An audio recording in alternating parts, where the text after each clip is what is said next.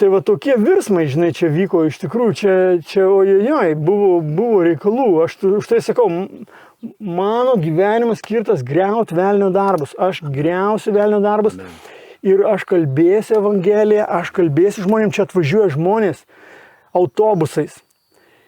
Ir žinai, ko jie atvažiuoja? Jie atvažiuoja čia išgirsti evangelijos, jiem čia ne... Jie galvoja, kad čia kalvystė, jie pamatys. Jie pamato čia ir kalvystė, aišku, bet jie išgirsta čia apie Kristų.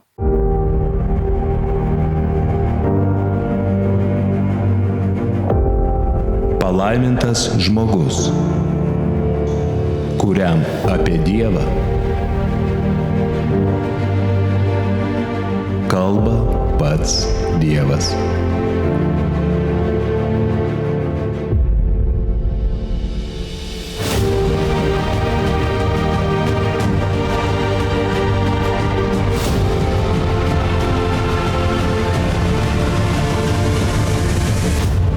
Jie išgirsta tikrą Dievo žodį, evangeliją. Žmonės atvažiuoja iš Kauno, atsigrūda. Atvažiavom čia, mes per radiją išgirdom, atvažiavom pažiūrėti čia jūs to geležies kelio. Ir aš taip suprantu, jūs atvažiavot ne geležies kelio, jūs atvedė sielą jo su to geležies keliu, bet jūs atvažiavot pas mane, kad jūs išgirstumėt Dievo žodį.